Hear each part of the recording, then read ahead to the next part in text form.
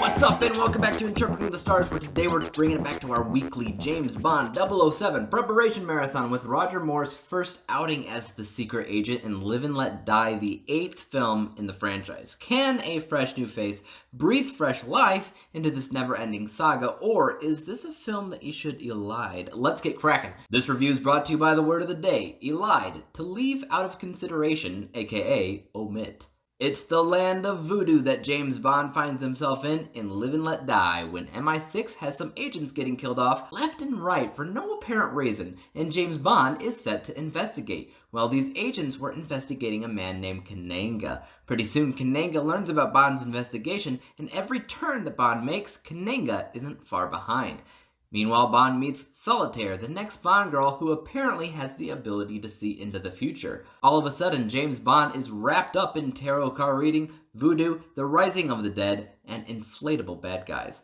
I thought the change from one Bond to the next would be a good one. I mean, when I began watching James Bond, it was with Pierce Brosnan, and of course that changed into Daniel Craig, and I know that both were pretty good in their own way, but Roger Moore, I just don't get. I've said it before, and I'll say it again, he's my least favorite James Bond. Live and Let Die, of course, was the film with the opening title song by Paul McCartney. Pretty cool song, I'll admit, pretty catchy, pretty memorable on its own, but as a James Bond song, I don't know, it just feels weird and out of place. I think it actually made the entire tone of the film feel like Looney Tunes.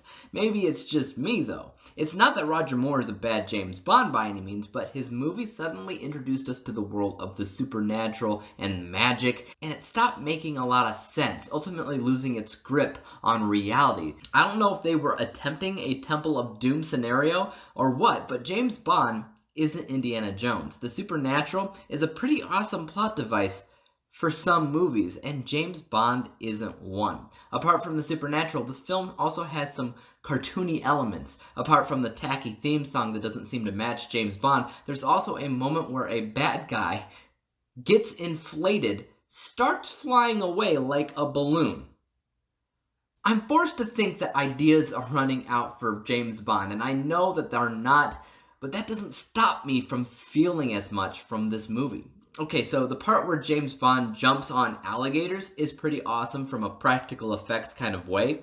That was actually real-life alligators that were legitimately used as stepping stones. That's super dangerous, and I'm pretty sure PETA would have a fit, but movies wouldn't do that this day and age because it's illegal, and because CGI. And that's one thing that I can say about Roger Moore, that his Bond films probably had the best moments for practical effects, but that doesn't ultimately save the film from destruction. All it does is give you a memorable scene, which, given the series has been low on for a while, however, one memorable scene doesn't patch the entire film up. That said, the action is actually pretty well done. Bond is known for its immense chase scenes, and the speedboat chase scene is both heart-racing as well as humorous at times, which is perfect for James Bond. The fight scenes have been better in the past, but I can see that they're making an effort to enhance the way that they are done.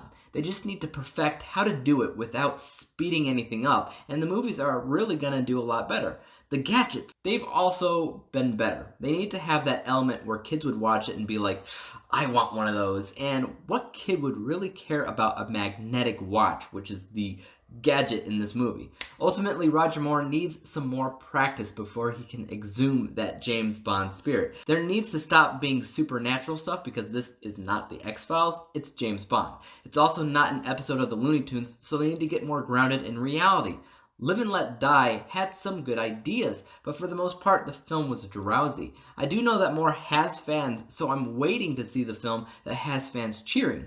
As for my final score, Live and Let Die is the first film on my rewatch to receive a lower score than my original rating. The first time that I saw it, I rated it 63%, but on rewatch, that score has lowered 5% to 58%. But both are still the same letter grade of D. How do I put this?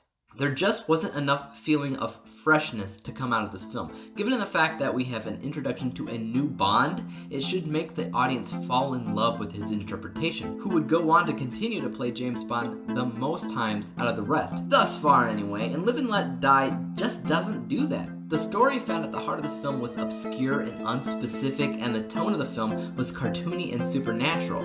Nothing gives you an overpowering urge to watch it again other than maybe the alligator jumping sequence. That's always insane just to think Anyways, I'd like to hear your thoughts on Roger Moore's first Bond film, and if you're a fan of the supernatural angle. As for YouTube, you know what to do. Hit the subscribe button if you like this review and would like to see some others like it. Hit the thumbs up button because that always helps out my channel, and don't forget about the little bell icon because that'll help notify you when I come out with my next review. And until then, peace out!